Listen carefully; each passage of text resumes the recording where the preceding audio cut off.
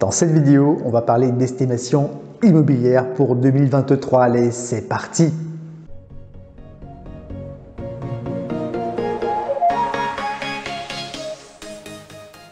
Bonjour à tous, j'espère que vous allez bien. Bienvenue dans cette nouvelle vidéo dans laquelle on va parler d'estimation immobilière.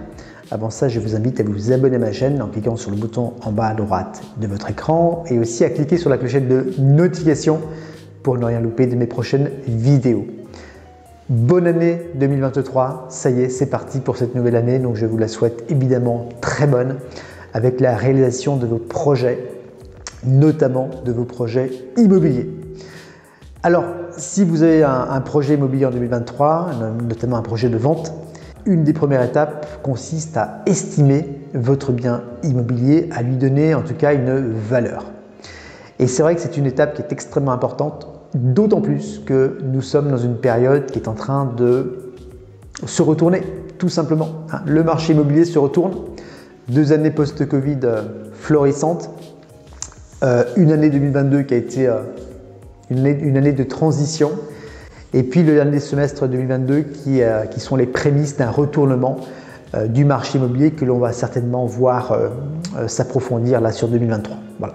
Donc dans ces conditions, dans ce contexte, il est extrêmement important de bien connaître la valeur de votre bien immobilier pour le positionner sur le prix, au prix du marché. La première chose que vous pouvez faire, c'est peut-être votre propre étude de marché, entre guillemets. Donc vous allez sur des sites comme Le Bon Coin, Se Loger, peut-être Paru Vendu, Meilleur Agent. Vous allez regarder quels sont les sites, quelles sont les annonces des biens qui sont à la vente aujourd'hui et qui sont peut-être comparables à votre propre bien. Comme ça, déjà, ça va vous donner une première idée. Alors attention, parce que les prix que l'on voit, les prix de vente que l'on voit, sont les prix désirés par les vendeurs. Ce ne sont pas les prix des biens vendus et là, il y a quand même une grosse différence.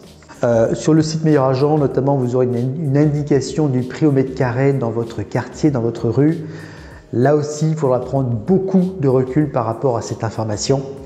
On n'a pas les données vraiment précises sur les biens, le type de bien, sur leur état, voilà. Il y a plein de paramètres qu'on ne maîtrise pas ici. L'étape numéro 2, qui est pour moi absolument vitale en ce début d'année, si vous voulez estimer votre bien, c'est de faire appel à un agent immobilier, à un professionnel immobilier. Alors la question qu'on se pose souvent, c'est quel agent appeler? Eh bien, j'ai envie de vous dire, peut-être celui qui vous vient en tête. Voilà, le premier nom ou la première agence qui vous vient en tête. Peut-être que cette personne, vous aurez vu ses prospectus dans vos boîtes aux lettres. Peut-être que vous l'aurez croisé près de chez vous. En tout cas, il faudra s'assurer que cet agent immobilier, c'est quelqu'un qui connaît parfaitement le secteur où vous habitez.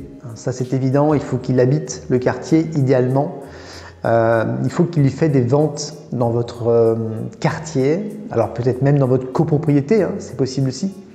Alors une fois que vous aurez le nom de la personne, eh bien allez sur internet, vous tapez son nom sur Google et puis vous voyez aussi s'il y a des avis clients favorables, s'il y a des retours positifs.